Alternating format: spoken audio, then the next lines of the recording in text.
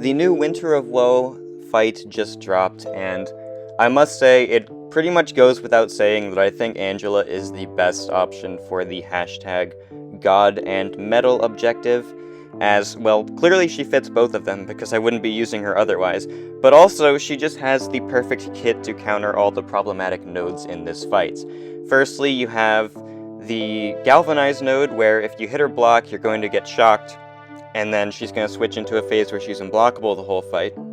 Well, Angela, in her Awaken ability, has that ability to reduce the duration of damaging debuffs on herself per buff, and if you have, I believe, 3 buffs at a certain sig level, then you're basically immune to all forms of damage over time with any duration on them. As you can see here, I'm just going to hit her block, and because I have 3 buffs now, the shock does not even trigger. Now, there are other parts in her Awaken ability that are extremely important here too.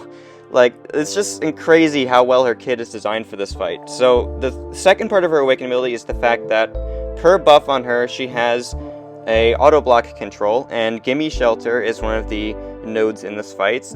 That node makes it to where they have a 90% chance to auto block, however the chance is decreased per buff on you, and Angela has a lot of buffs to begin with, but also she has her Awaken ability giving her even more auto block control.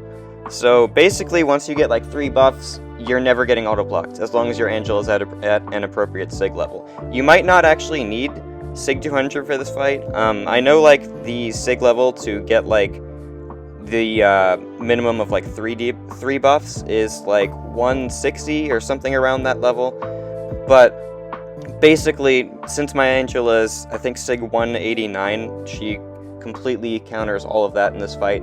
Now, the third part of Angela's Sig ability that is perfect for this fight is the fact that she reduces the chance of her buffs getting nullified per buff on her. And now that I have 3 of them, just like the auto block and just like the damaging debuff control, we are completely immune to nullify, basically. And the node has the ability to, when you parry, it's going to nullify a buff from you and your opponents. Angela isn't going to get nullified, but Nebula will, and you can use this nullify to get rid of her regen buffs if you ever feel like you need to. Obviously, when they're unblockable, that's not a perk you have, but when they aren't unblockable, you can go for a parry and get rid of that potent regen that she has. So basically, everything that is possibly problematic in this fight, besides maybe the unblockable and the root, is pretty much covered. The route is really easy to get around. You see me dashing into Nebula's special attacks. This keeps me close to her, meaning that I'm basically never going to get rooted as long as I'm close to her like that. And so that's definitely a very nice benefit if you decide to play that tactic. I've gotten many years of Tigra practice to know the spacing of dashing into specials and stuff like that. And yeah, so there's that part, and then the unblockable, you just need to work around with baiting specials or getting intercepts. It's not really that hard for a player who's meant to be playing at this level. Obviously, intercepts are somewhat difficult, but I wouldn't say they're that difficult here, and you also don't like have to intercept if you don't feel like it. Like I said, you can bait specials, or you could just wait out the unblockable phase altogether, and as long as you're avoiding the roots, you're perfectly fine. So now that I've covered all of Angela's utilities for this fight, I probably should talk about my rotation.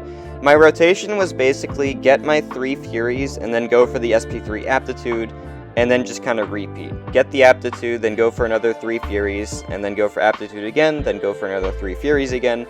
Basically, the Aptitude comes from when you reach 3 bars of power and when you throw an SP3, but once you get that Aptitude, you want to trigger a bunch of your Fury buffs with your SP1 and just being above 1 bar of power.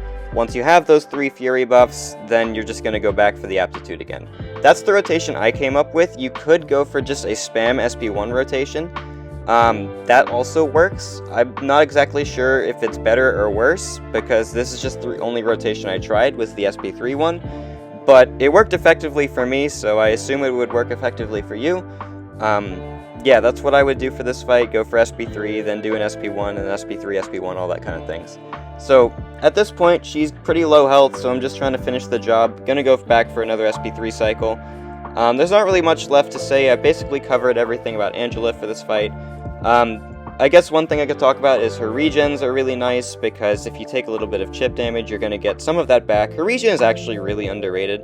It does a decent bit of health back, You basically get a regen charge whenever you lose 10% of your health, and then you trigger that regen instantly, but if you already had a regen active, then the charge won't get consumed until that regen buff falls off. So basically you can only have one regeneration buffs at a time, but you can have as many regeneration charges as many 10% health thresholds you lose. So yeah, so we're basically just closing out the fight here.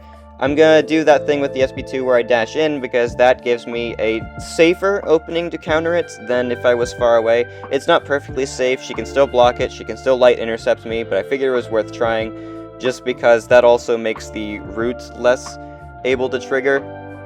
Yeah, you also have Despair to counter some of the regen when the armor breaks are active. The regen's not really that big of a deal to begin with, but if you land a big hit, she's basically going to recover all the damage you did when she has that regen charge, but you can use the Despair Mastery with the armor breaks to kind of counter that.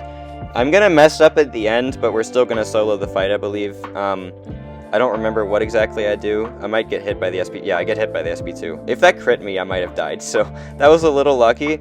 I dashed back too early on that SP2, but whatever, she's gonna die right here with this medium at the end, and that is Angela soloing Winter of Woe Nebula, and in my opinion, the best option for this fight for all the reasons I mentioned before. So many reasons that she's just perfect for this, and I hope you guys learned from this video and you can be able to get the fight down yourself. Remember that a solo isn't necessary to do any of this. If you have to use revives, do not feel bad about it whatsoever. It's perfectly fine. And I really hope this video helped you out. I will see you in the next one.